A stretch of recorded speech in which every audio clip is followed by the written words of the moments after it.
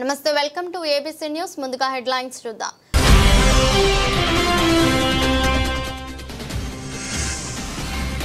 అట్టహాసంగా అఖండ గోదావరి పర్యాటక ప్రాజెక్టు శంకుస్థాపన కార్యక్రమం త్వరలో గోదావరి పరివాహక ప్రాంతాలకు కొత్త శోభగులు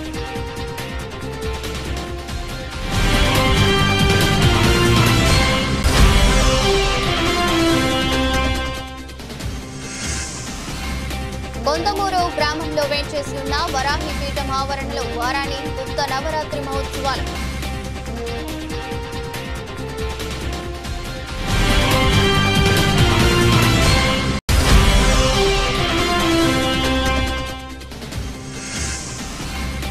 సైన్స్ మ్యూజియాన్ని ప్రారంభించిన కేంద్ర మంత్రి ఉప ముఖ్యమంత్రి రాజమహేంద్రవరం విజ్ఞాన కేంద్రానికి స్వామి జ్ఞానానంద పేరు పరిశీలన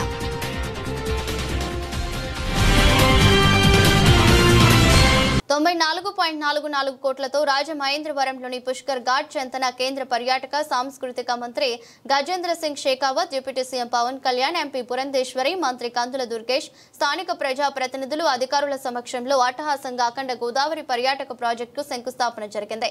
తొలుత సభా వేదిక ఆవరణలో అఖండ గోదావరి పర్యాటక విశేషాలు తెలుపుతూ ఏర్పాటు చేసిన ఎగ్జిబిషన్ ను కేంద్ర రాష్ట్ర మంత్రులు అధికారులు సందర్శించారు. అంతకుముందు రాజమహేంద్రవరం సమీపంలోని మధురపూడి విమానాశ్రయంలో మంత్రి కందుల దుర్గేష్ కేంద్ర మంత్రి గజేంద్ర సింగ్ షేకావత్ కు ఘన స్వాగతం పలికారు. అనంతరం రాజమండ్రికి తొలిసారి వచ్చిన డిప్యూటీ సీఎం పవన్ కళ్యాణ్ కు కూటమి శ్రేణులు ఘన స్వాగతం పలికాయి. సందర్భంగా అఖండ గోదావరి ప్రాజెక్టుతో చారిత్రక నగరం రాజమహేంద్రవరం ఇకపై అంతర్జాతీయ దేశ రాష్ట్ర పర్యాటకులతో పర్యాటక శోభను సంతరించుకుంటుందని వక్తలు ఉద్ఘాటించారు. వీటన్నిటినీ కూడా ఒక సర్క్యూట్ గా ఏర్పాటు చేసి ఒక అద్భుతమైనటువంటి డిపిఆర్ తయారు చేసుకుని దాని ద్వారా కేంద్ర ప్రభుత్వంలో ఉన్నటువంటి గజేంద్ర సింగ్ షెకావత్ గారు మనకి తొలి నుంచి కూడా సంపూర్ణమైన సహకారం అందించి దాన్ని ముందుకు తీసుకొచ్చారు. దాన్ని మరింత ముందుకు తీసుకెళ్ళడానికి మన ఉప ముఖ్యమంత్రి కొణిదెల పవన్ కళ్యాణ్ గారు చూపించినటువంటి ప్రత్యేకమైనటువంటి శ్రద్ధ, అదేవిధంగా మన ఎంపీ పురంధేశ్వరి గారు చూపించినటువంటి సహకారం, వీటన్నిటితో పాటు ముఖ్యమంత్రి గారి యొక్క ఆలోచనల మేరకు ఇవాళ ఇక్కడ మనం చాలా కాలంగా ఎదురు చూస్తున్నటువంటి అఖండ గోదావరి అనేటువంటి ప్రాజెక్టుకి శంకుస్థాపన చేసుకుంటున్నటువంటి శుభ సందర్భం ఇది అనేటువంటి మాటని ఈ సందర్భంగా మనవి చేస్తూ, ఇవాళ ఇది కేవలం ఇక్కడ రాజమండ్రి వరకు మాత్రమే పరిమితం కాదు, ఉభయ గోదావరి జిల్లాలకి కూడా ఇది పర్యాటక కేంద్రంగా తయారు చేయడానికి గతంలోనే మొన్నే చూసాం ఏడాది సుపరిపాలన. ఆ సుపరిపాలనలో గౌరవ ముఖ్యమంత్రి చంద్రబాబు నాయుడు గారు, ఉప ముఖ్యమంత్రి పవన్ కళ్యాణ్ గారు, రాష్ట్ర బీజేపీ చీఫ్ పురంధేశ్వరి గారు, ఐటీ మరియు విద్యాశాఖ మంత్రి లోకేష్ గారు చెప్పారు, కూటమి యొక్క ఆలోచన విధానం, ఈ కూటమి రాష్ట్రానికి ఏంటి అవసరం, ఈ కూటమి ఏ విధంగా వెళ్ళబోతా ఉందన్నది చాలా స్పష్టంగా చెప్పారు. చెప్పిన తర్వాత ఒక విశ్వాసం, ఉత్సాహం, కూటమి నాయకులు కేడర్లోని ఒక బలమైన నమ్మకం, రాబోయే రోజుల్లో ఈ రాష్ట్రంలో ముమ్మాటికి కూటమి ప్రభుత్వంలో మరో 15 సంవత్సరాల అధికారంలో ఉండాలి. దానికి అనుగుణంగా ఇది మన కళ, ఇది మన ప్రజల యొక్క కళ. దశాబ్దాలుగా ఈ కళని ఎన్నో రాజకీయ పార్టీలు, ఎంతో మంది నాయకులు కళలు కన్నారు. కానీ ఆ కళని నెరవేర్చింది కూటమి ప్రభుత్వం అఖండ గోదావరి ప్రాజెక్ట్ అని ఈరోజు గర్వంగా తెలియజేస్తా ఉన్నాం. केंद्र सरकार का, प्रधानमंत्री जी का, आपका मिनिस्ट्री ऑफ टूरिज्म का, एमपी जी का मैं हृदयपूर्वक धन्यवाद करता हूं. हमें 8 प्रोजेक्ट सैंक्शन किए गए हैं और 430 करोड़ में, उसमें से 7 प्रोजेक्ट्स पिछले 1 साल में ये गवर्नमेंट आने के बाद सैंक्शन किए गए हैं सर. और state government sir is fully committed to complete this projects in time and extend full cooperation under leadership of our honorable chief minister and honorable deputy minister and tourism minister. Thank you one and all. Rajamahendravaram rural Konthamuru గ్రామంలో వేంచేస్తున్న వరాహి పీఠం ఆవరణలో గురువారం నుంచి వరాహి గుప్త నవరాత్రి మహోత్సవాలు భక్తి శ్రద్ధలతో ప్రారంభమయ్యాయి. వ్యవస్థాపకులు పామర్తి బాబురావు, విజయలక్ష్మి ఆధ్వర్యంలో నవరాత్రులు జరుగుతున్నాయి. గురువారం ఉదయం 5:20 వరాహిదేవి గుప్త నవరాత్రులు ప్రారంభించారు. పామర్తి బాబురావు, విజయలక్ష్మి దంపతులు నాగబాబు ఆయన సతీమణి తొలి పూజా కార్యక్రమంలో పాల్గొన్నారు. ఆలయ అర్చకుడు కమల శర్మ వేద మంత్రాలతో ప్రత్యేక పూజ కార్యక్రమాలు నిర్వహించారు. తొలి రోజు ఉన్మత్త వరాహి అవతారంలో వరాహి అమ్మవారు భక్తులకు దర్శనమిచ్చారు. భక్తులు పెద్ద ఎత్తున తరలివచ్చి అమ్మవారి దర్శించుకుని తీర్థ ప్రసాదాలు స్వీకరించారు. వచ్చే నెల 5వ తేదీ వరకు జరిగే నవరాత్రి ఉత్సవాల్లో భక్తులందరూ పాల్గొనాలని నిర్వాహకులు కోరారు. హిందూ ధర్మ పరిరక్షణ రామసేన అధ్యక్షుడు కంబాల శ్రీనివాసరావు ఆలయానికి ₹1,00,000 విరాళం అందించారు. 10 రోజుల పాటు ప్రతిరోజు భక్తులకు అన్న సమారాధన కార్యక్రమానికి కూడా కంబాల దంపతుల చేతుల మీదుగానే నిర్వహిస్తున్నారు.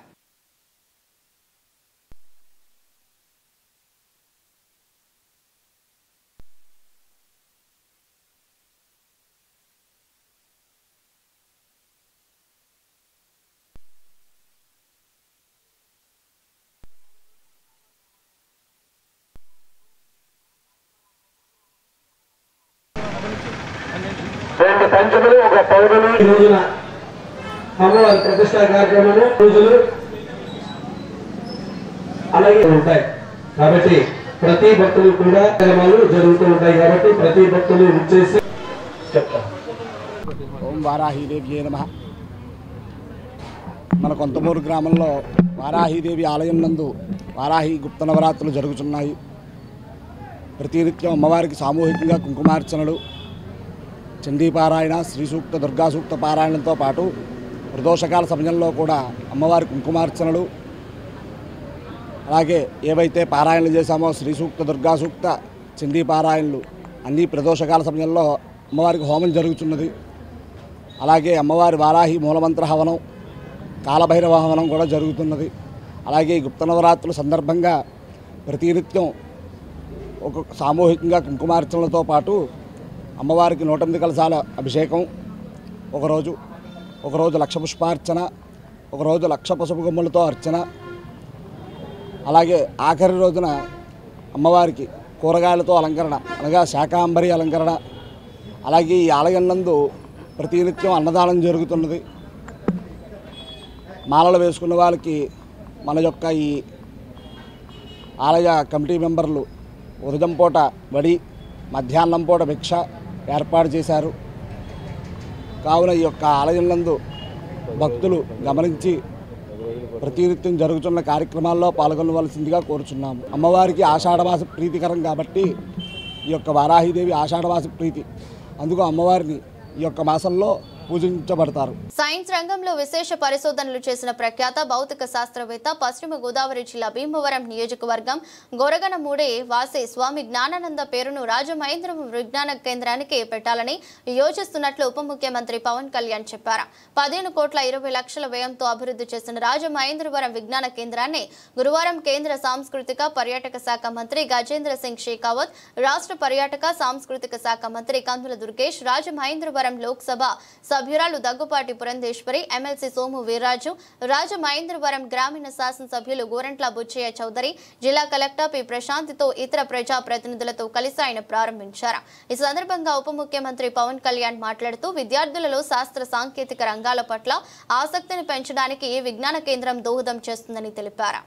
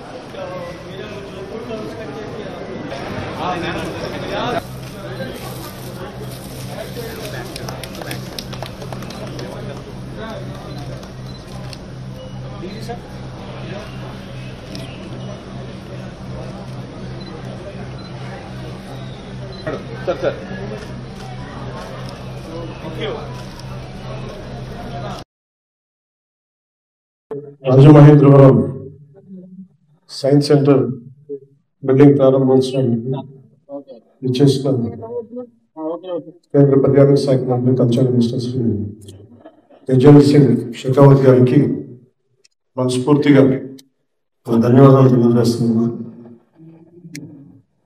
సైన్స్ అండ్ టెక్నాలజీ సంబంధించి కేంద్ర రాష్ట్ర ప్రభుత్వాల భాగస్వామ్యంతో రాజమహేంద్రవరంలోని బొమ్మూరులో 5 ఎకరాల ప్రాంగణంలో 15,20,00,000 వ్యయంతో నిర్మించిన ఈ సైన్స్ పార్క్ని ఈరోజు ప్రారంభించాం.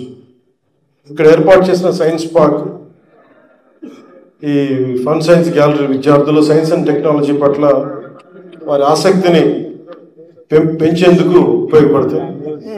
ఈ ప్రాజెక్ట్ నిర్వహణను బెంగళూరులోని Visvesvaraya industrial and technological museum ద్వారా అమలు చేయబడింది. విఐటిఎం అనేది national council of science museums పరిధిలో పనిచేస్తూ శాస్త్ర విజ్ఞానాన్ని ప్రజలకు అందించడంలో లక్ష్యంగా ఉన్న సంస్థ. విద్య, విజ్ఞానం, కొత్త ఆవిష్కరణల పట్ల ఆసక్తిని పెంపొందించే క్రమంలో సైన్స్ పార్క్ ప్రత్యేకించి మనం ఈ గోదావరి జిల్లాలకి, ఆంధ్రప్రదేశ్కి ఒక సరికొత్త మైలురాయిగా నిలవనుంది. కొత్త ఆవిష్కరణలు ప్రోత్సహించడం, విద్యార్థుల్లో విజ్ఞానాన్ని పెంపొందించడం వంటి లక్ష్యాలను ముందుకు తీసుకెళ్తున్నాం. దీనికి సంపూర్ణమైన సహకారం అందించిన మన గౌరవనీయులు ప్రధానమంత్రి గారికి వారి మరవలేనిది, అలాగే గౌరవ ముఖ్యమంత్రి గారి నేతృత్వంలో ఇది వెంటనే దీన్ని పూనుకొని పూర్తి చేయడం మనస్ఫూర్తిగా వారికి మా కృతజ్ఞతలు తెలియజేస్తా ఉన్నాం. ఈ scheme for promotion of culture of science స్పాక్స్ ద్వారా దీనికి సహకారం అందించిన కేంద్ర పర్యాటక సాంస్కృతిక శాఖ మంత్రి శ్రీ గజేంద్ర సింగ్ షెకావత్ గారికి మనస్ఫూర్తిగా ధన్యవాదాలు తెలియజేస్తా ఉన్నాం. ఈ ప్రాంతీయ సైన్స్ కేంద్రానికి పశ్చిమ గోదావరి జిల్లా భీమవరం నియోజకవర్గం గొరగనిమూడి గ్రామంలో జన్మించి భౌతిక శాస్త్రంలో ఎన్నో అద్భుతమైన పరిశోధనలు చేసి అత్యున్నత పురస్కారాలు అందుకున్న భౌతిక శాస్త్రవేత్త శ్రీ స్వామి జ్ఞానానంద్ గారి పేరు పరిగణలో ఉంది. దీని ద్వారా ఆయన సేవల్ని ఈ కొత్త తరానికి తెలియజేస్తాం. ఆయన అందించిన సేవలకి గుర్తింపించినట్టుగా ఇది మనం భావించాలి. అలాగే భారతీయ జనతా పార్టీ అధ్యక్షులు ఎంపీ రాజమండ్రి నియోజకవర్గం ఎంపీ మేడం పురంధేశ్వరి గారికి మనస్ఫూర్తిగా ధన్యవాదాలు తెలియజేసుకుంటూ, ఇక్కడ ఎమ్మెల్యేలందరికీ, నాయకులందరికీ పేరు పేరున, బుచ్చయ్య చౌదరి గారికి కూడా పేరు పేరున ధన్యవాదాలు తెలియజేసుకుంటూ, ఇక్కడికి ముందు నడిపించిన రామానాయుడు గారికి, గంధ దుర్గేష్ గారికి, సోమవీరాజ్ గారికి, ఆదిరెడ్డి శ్రీనివాస్ గారికి, గోరట్ల బుచ్చయ్య చౌదరి గారికి, బతుల బలరామకృష్ణ గారికి, నల్లమిల్లి రామకృష్ణారెడ్డి గారికి, ప్రతి ఒక్కరికి, కార్యకర్తలకి, ఎన్డీఏ కూటమిలో ఉన్న తెలుగుదేశం, భారతీయ జనతా పార్టీ, జనసేన నాయకులకి, కార్యకర్తలకి, మీ అందరికీ పేరు పేరున ధన్యవాదాలు తెలియజేసుకుంటూ, ముఖ్యంగా ఈ సైన్స్ విభాగానికి ముందు నడిపించిన ఈ సిబ్బంది అందరికీ, అధికారులందరికీ కూడా ప్రత్యేకమైన ధన్యవాదాలు తెలియజేసుకుంటూ ఇప్పుడు షెకావత్ గారిని ప్రసంగించవలసింది. Thank you very much Honorable Pawan Kalyan Garu. With us, Honorable Minister Shri Durgesh Garu, Honorable MP Sahiba, Puraneshwari Garu, all the fellow public representatives, officials from Ministry of Culture, Director General of National Council of Science Museum, the officials of the state government, and dear friends. Today I am happy to present here in this green city, the city which is known as cultural capital of Andhra Pradesh, the city which is vibrant, the city which has different colors to offer. Today we are here to inaugurate this Science City or Science Museum developed by National Council of Science Museum with the support of Ministry of Culture, Government of India, under the leadership of Honorable Prime Minister Modi ji and the state government. Friends, we are putting up in the scientific era, and this curiosity to know how things works, it is the mother of the science and innovation through the ages, and with this curiosity sense only we have come up to this place and we have arrived into this era of artificial intelligence and the scientific developments. Today, having inaugurated this beautiful science museum, I am sure it is going to benefit not only the common people, but especially to the school students, and it is going to help to inculcate the scientific aptitude, analytical thinking, innovative thinking, which is really very critical and very important for not only the development of the students, not only for the development of science and scientific aptitude among the students, but it is equally and more important for the development of for the realization of the dream which Honorable Prime Minister Modi ji have seen for our beloved country, India, during this Amrit Kaal to become our nation a developed nation. So for that only the education system in India have been changed, and with this change education system where all emphasis is more on innovative thinking and analytical thinking, I am sure that these science museums are going to play a pivotal role in getting the students and younger generations in the direction of scientific thinking and approaches. I congratulate the state government and I thank the state government. Honorable Deputy Chief Minister Sahib is here and Honorable Minister Sahib is here. I thank everybody of them, and from the government, on behalf of Government of India, on behalf of Prime Minister Modi ji, for taking this project and jointly developing this project to benefit the students. Thank you very much. రాష్ట్రంలో పనులు లేక పస్తులు ఉంటున్న కార్మికులను ప్రభుత్వం వెంటనే ఆదుకోవాలని Godavari electrical workers trade union అధ్యక్షుడు బొజ్జ రామకృష్ణ డిమాండ్ చేశారు. కార్మికుల సమస్యలను 100 రోజుల్లో పరిష్కరిస్తామని చెప్పిన నాయకులు కూటమి ప్రభుత్వం అధికారంలోకి వచ్చి 400 రోజులైనా పట్టించుకోవడం లేదని ఆయన మండిపడ్డారు. కార్మికుల బాధలు పడుతుంటే ప్రభుత్వానికి చీమ కుట్టినట్లు కూడా లేదని ఆవేదన వ్యక్తం చేశారు. ఇప్పటికైనా పట్టించుకోకపోతే జూలై 4 ఆకలి కేకలు పేరుతో రోడ్డు మీద భిక్షాటన చేస్తామని బొజ్జ రామకృష్ణ చెప్పారు. డిప్యూటీ సీఎం పవన్ కళ్యాణ్ రాజమండ్రి పర్యటనకు విచ్చేసిన సందర్భంగా దేవి చౌక్ లో అధికారులు ఏర్పాటు చేసిన ప్రజా ఫిర్యాదుల స్వీకరణ కేంద్రంలో బొజ్జ రామకృష్ణ గురువారం కార్మికుల సమస్యలను పరిష్కరించాలని కోరుతూ వినతి పత్రం అందజేశారు. ఈ సందర్భంగా మీడియాతో మాట్లాడుతూ డిప్యూటీ సీఎం పవన్ కళ్యాణ్ తొలిసారిగా రాజమండ్రి వస్తున్నందుకు సంతోషం వ్యక్తం చేశారు. రాజమహేంద్రవరంలో ఉన్నటువంటి ఆంధ్రప్రదేశ్ ఉప ముఖ్యమంత్రి వర్యులు శ్రీ కొణిదెల పవన్ కళ్యాణ్ గారు విచ్చేస్తున్న శుభ సందర్భంగా భవన నిర్మాణ కార్మిక సోదరులందరూ కూడా ఐక్యమత్యంతో వారికి ప్రత్యేకమైన అభినందనలు తెలియజేసుకుంటూ, మరి ఏదైతే భవన నిర్మాణ కార్మికులు రాష్ట్ర వ్యాప్తంగా ఉన్నారో మరి వారి విషయంలో మీరు 100 రోజులు మేనిఫెస్టో ఇచ్చి ఉన్నారు. మరి ఈ రోజుకి 400 రోజులు అయింది. ఇప్పటికైనా సరే రాష్ట్ర ముఖ్యమంత్రి వర్యులు శ్రీ నారా చంద్రబాబు నాయుడు గారు కావచ్చు, అలాగే ఐటీ శాఖ మంత్రి వర్యులు శ్రీ లోకేష్ గారు కావచ్చు, కార్మిక శాఖ మంత్రి వర్యులు వాసంశెట్టి సుభాష్ గారు కావచ్చు, కార్మికులు రాజమహేంద్రవరం కావచ్చు, ఆంధ్రప్రదేశ్ అంతయు కూడా కార్మికులు అడుక్కులు తినే పరిస్థితి తయారైనది. ఇప్పటికైనా కార్మికుల విషయంలో కార్మిక శాఖ మంత్రి వర్యులు గాని నారా చంద్రబాబు నాయుడు గౌరవ ముఖ్యమంత్రి గారు గాని వెంటనే స్పందించాలి. ఎందువల్ల ఆంధ్రప్రదేశ్ లో ఉన్నటువంటి కార్మికులకి పనులు లేక పస్తులుండి ఆకలి కేకలుగా భరిస్తున్నారు. అయినప్పటికీ కూడా ప్రభుత్వానికి ఏమాత్రం చేపట్టుకోవట్లేదు. ఎప్పటికైనా ఆలోచన చేయండి. లేని ఎడల రోడ్లపైకి వచ్చే ప్రమాదం కూడా ఉన్నదని ఈ సందర్భంగా తెలియజేస్తున్నాం. అలాగే ఈ రోజున మా యొక్క సమస్యల విషయంలో కానీ ఏదైతే భవన నిర్మాణ కార్మికులు ఎన్నో సమస్యలు ఎదుర్కొంటున్నారు. ఈ రోజున ప్రజా వేదిక ప్రజా సమస్యలనే ఒక కార్యక్రమం పెట్టి ఉన్నారు. మీరు పవన్ కళ్యాణ్ గారు రాక సందర్భంగా పెట్టి ఉన్నారు. ఈ ఫిర్యాదుల్లో భాగంగా భవన నిర్మాణ కార్మికులు ఎదుర్కొంటున్న సమస్యలపై వారికి ఒక మెమోరాండం ఇవ్వడం జరిగింది.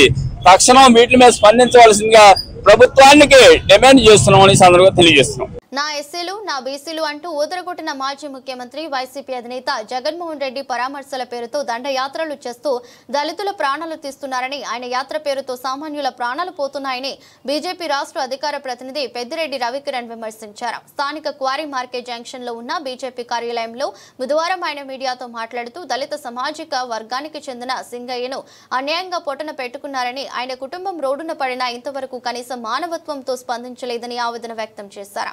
జగన్ వాహనం కింద పడి మృతి చెందిన సింగయ్యను కనీసం ఆసుపత్రిలో చేర్చకుండా ఈడ్చి అవతల పాడేశారని, ఇదేనా ఆయనకు దళితుల పట్ల ఉన్న చిత్తశుద్ధి అని ప్రశ్నించారు. గతంలో డాక్టర్ సుధాకర్, వీధి సుబ్రహ్మణ్యం, వరప్రసాద్ ఇలా జగన్ పాలనలో చేసిన ఆకృత్యాలు అన్ని ఇన్ని కావన్నారు. ఆ కుటుంబానికి భరోసా ఇవ్వకపోవడం చాలా దౌర్భాగ్యమని, అమానవీయమని వ్యాఖ్యానించారు. బీజేపీ జిల్లా అధ్యక్షుడు పిక్కి నాగేంద్ర, బొమ్ముల దత్తు, అడబాల రామకృష్ణ, రొంగల గోపి, యానాపు యేసు, వీరాంజనేయులు తదితరులు పాల్గొన్నారు.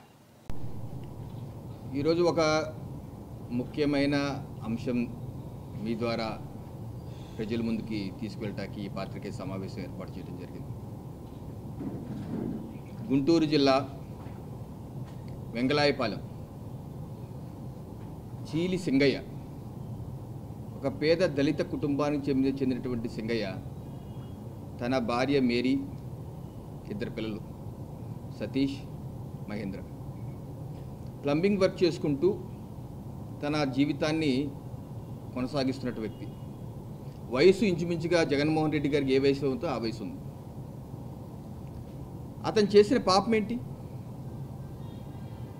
వైసీపీ పార్టీ కార్యకర్త కావటమా?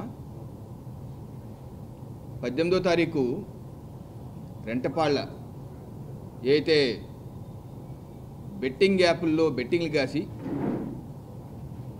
ఆత్మహత్య చేస్తున్నటువంటి వ్యక్తి పరామర్శకి జగన్మోహన్ రెడ్డి గారి పరామర్శ పేరు మీద దండయాత్ర చేశారు. ఆ దండయాత్రలో భాగంగా చీలి సింగయ్య జగన్మోహన్ రెడ్డి గారి వెహికల్ కింద పడి చనిపోవటం జరిగింది. సరే, ఇది ప్రమాదం. కాకపోతే ఆ తర్వాత ఏం జరిగింది?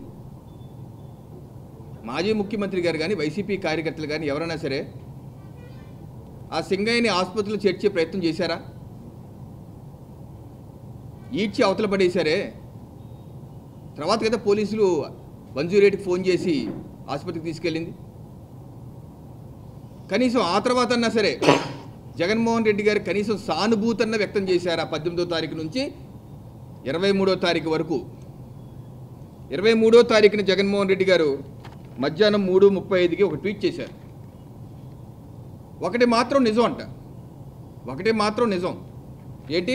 నేను సత్తెనపల్లి నియోజకవర్గం రెంటపాల గ్రామానికి చేరి తిరిగి వచ్చేటప్పుడు దురదృష్టకర ఘటన జరిగిందని మా పార్టీ కార్యకర్తలు నా దృష్టికి తీసుకొచ్చారు.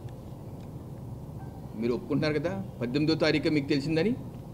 కనీసం ఆ దళిత కుటుంబానికి మీరు అయ్యో ఇలా జరిగిపోయిందే, ప్రాణం పోయిందే అన్న సానుభూతి కూడా, కనీసం ఈ ట్వీట్లో కూడా మీకు సానుభూతి లేదు. ఇక్కడ ఏదో 10 లక్షలు ఇచ్చానని చెప్పడం తప్పితే ఇలా జరిగిందేంటి, నా అభిమానులు ఇలా చనిపోయారేంటి, ఆ కుటుంబానికి, దళిత కుటుంబానికి నేనున్నాను అని భరోసా ఈరోజు వరకు, ఈ క్షణం వరకు వారం అవుతుంది. మీరేమన్నా బాసటగా నిలబడుతున్నట్టు ఏమైనా మాట్లాడారా? ఇది దుర్మార్గం కాదా? అమానవీయం కాదా? ఇది ఎంతవరకు జగన్మోహన్ రెడ్డి గారు వైసీపీ పార్టీ సమర్థించుకుంటుంది? ఆ వీడియో ఏదో ఆర్టిఫిషియల్ ఇంటెలిజెన్స్ అని కాసేపు ఇంకోటి ఏదో ఫేక్ అని చెప్పడం తప్పితే చనిపోయిన కుటుంబానికి ఎటువంటి సానుభూతి కానీ, దళిత కుటుంబం పట్ల మీకున్నటువంటి నిబద్ధత కానీ శూన్యం. పైపెచ్చు అదే రోజు 18వ తారీఖు ఇంకో కుర్రవాడు, 28 ఏళ్ల కుర్రవాడు జయవర్ధన్ రెడ్డి, పంపసాని జయవర్ధన్ రెడ్డి, 19వ తారీఖు ప్రధాన పత్రికల్లో వచ్చింది ఫొటోస్. కారు మీద వేడాలుతూ అతను ఉన్నాడు, అతను చనిపోయాడు. కనీసం ఆయన 28 ఏళ్ళు సార్, జగన్మోహన్ రెడ్డి గారు మీ పిల్లల వయసు సార్ అది. కనీసం సానుభూతి అంటే నా కార్యకర్తలు నేను ఏదైనా చేసుకుంటాను, భారత రాజ్యాంగం దీనికి సంబంధం లేదు అని మీరు అనుకునేటట్టయితే అది అమానవీయం కాదా? కనీసం ఆ యొక్క కుటుంబానికి, ఆ తల్లి యొక్క కడుపు కోతకి మీకు ఏమాత్రం విలువ లేదా నేను అడుగుతున్నాను. మనిషి ప్రాణాల మీద మీకు విలువ లేదా? ఇంకో కుర్రవాడు మధు, అతని అంబులెన్స్లో బ్రెయిన్ స్ట్రోక్ వచ్చి అంబులెన్స్లో వెళ్తున్నాడు.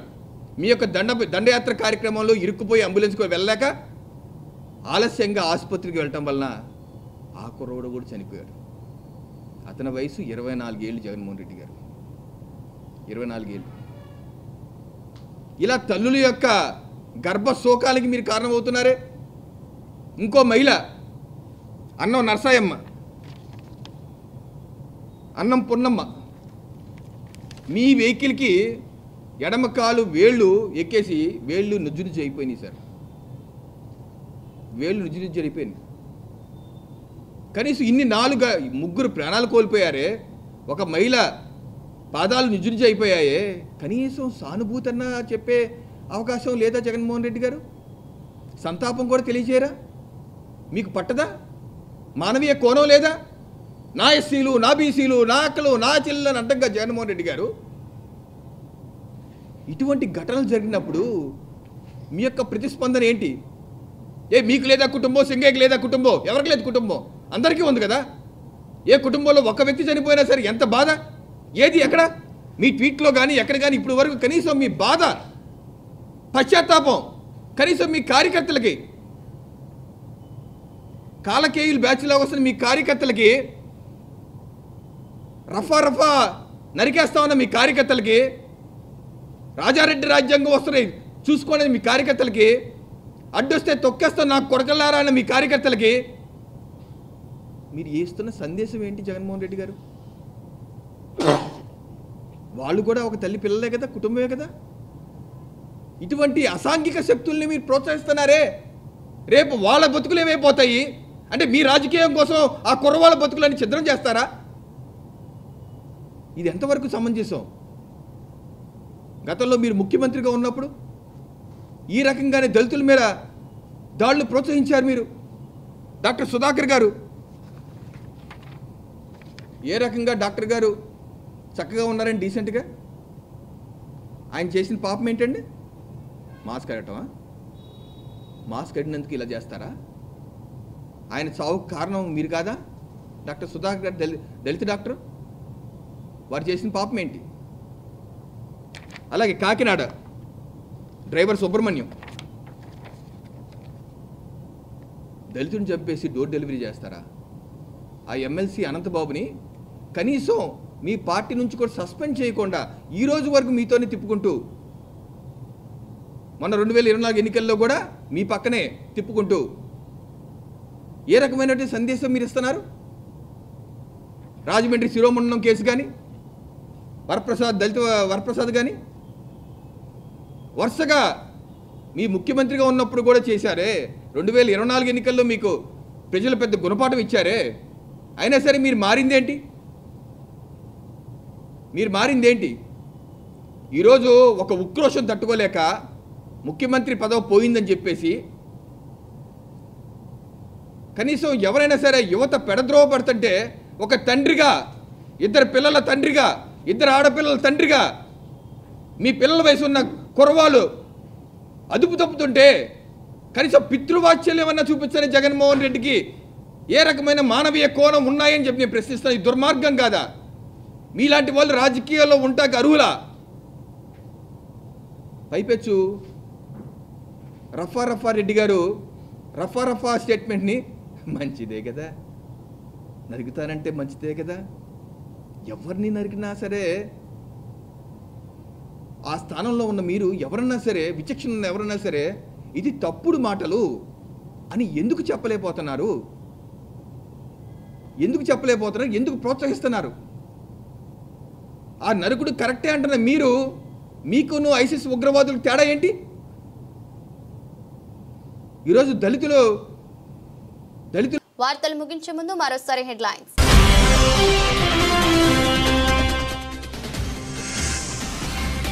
అట్టహాసంగా అఖండ గోదావరి పర్యాటక ప్రాజెక్టు శంకుస్థాపన కార్యక్రమం. త్వరలో గోదావరి పరివాహక ప్రాంతాలకు కొత్త శోభగుడు.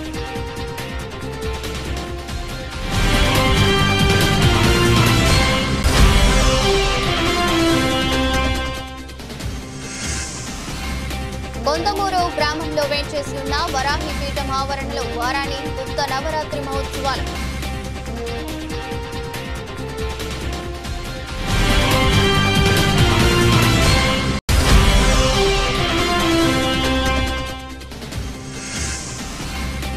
సైన్స్ మ్యూజియాన్ని ప్రారంభించిన కేంద్ర మంత్రి, ఉప ముఖ్యమంత్రి. రాజమహేంద్రవరం విజ్ఞాన కేంద్రానికి స్వామి జ్ఞానానంద పేరు పరిశీలన.